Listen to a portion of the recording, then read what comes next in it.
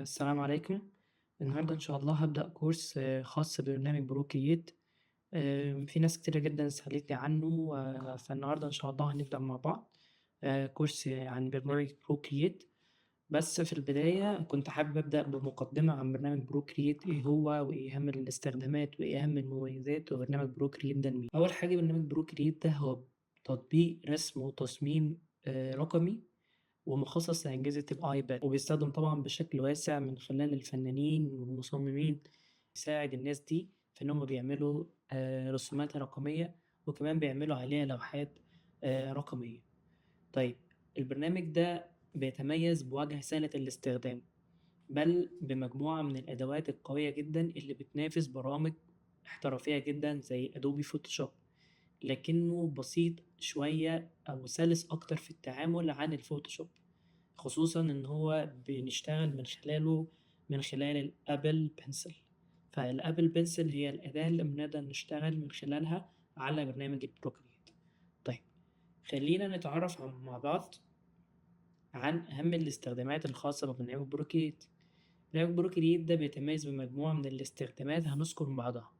هنبدأ بأول حاجة وده الوظيفة الأساسية في برنامج Procreate، وهو إن هو بيستخدم في الرسم والتخطيط. طيب وده من خلال مجموعة من الفُرَش اللي أنا باقدر أخصّصها، وإن أنا باقدر أcustomize الفُرَش دي علشان أقدر أشتغل حاجات معيّنة. إذا كنت مثلًا هارسم بstyle رسم معيّن أو أشتغل بتكنيك معيّن، فالمجموعة من الفُرَش اللي بتسمح لي في إن أنا أعمل ده وبجودة عالية. تاني حاجة إن هو بيدعم نظام الطبقات أو الlayers زي برامج الphotoshop أو برامج الجرافيك الاحترافية. برنامج Procreate بيتميز بوجود أو إن هو بيدعم الطبقات أو الlayers، وده من خلاله هيسهّل تعديل العمل من غير ما أأثّر على حاجات تانية، بحيث إن أنا أقدر أعمل أجزاء على layers مختلفة. الحاجة التانية ودي حاجة مهمة جدًا وحاجة معروفة ومهمة جدًا للناس اللي بيرسموا، هو التلوين والتظليل. زي أي برنامج رقمي بنستخدمه في الرسم، هو بيحتوي على أدوات متقدمة جدًا علشان نقدر إن إحنا نعمل merge للألوان، أو نعمل مزج أو دمج للألوان، وإن إحنا كمان إن إحنا نقدر نعمل تأثيرات واقعية من خلال استخدام تقنيات مختلفة.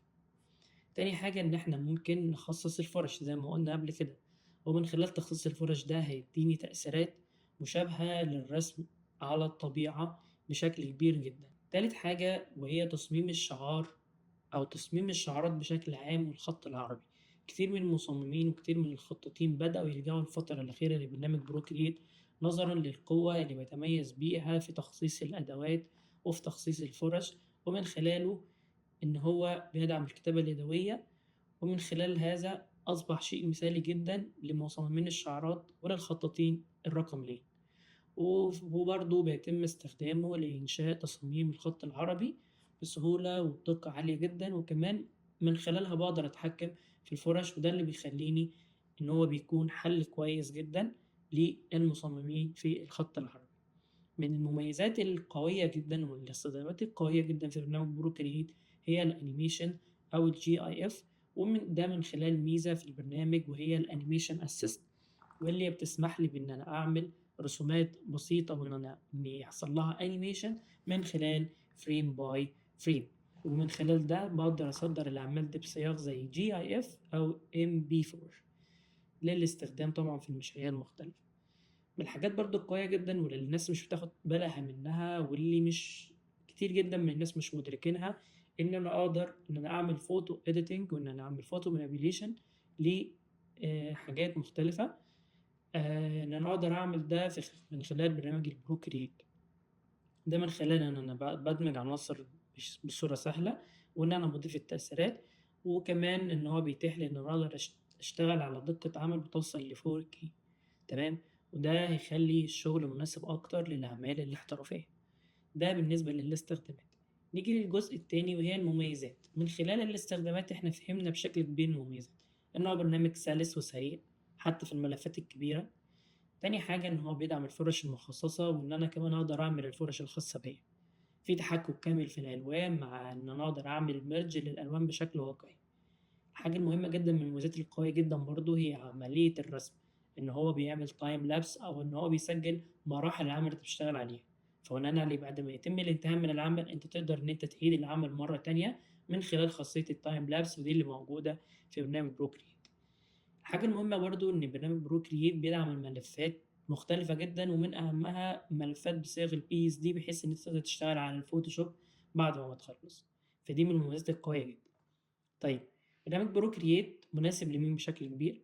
من خلال المميزات ومن خلال الاستخدامات عرفنا إن هو مناسب للناس الفنانين، الناس المصممين، للناس الخطاطين ومصممي الشعارات، ومصممي المطبوعات، والتصميمات الإبداعية زي الphoto manipulation وزي الposters وزي الphoto editing وحاجات كتيرة جدًا. طيب في كام ملحوظة لازمًا تاخد بالك منها قبل ما تشتري procreate أو قبل ما إن أنت تحط الموضوع كاستثمار. أول حاجة برنامج procreate هو برنامج مدفوع، بتشتريه مرة واحدة في العمر وبيقعد معاك باقي الحياة، تقدر تستخدمه بشكل كامل وبشكل مجاني، وتقدر تحصل طبعًا على الupdates بتاعته.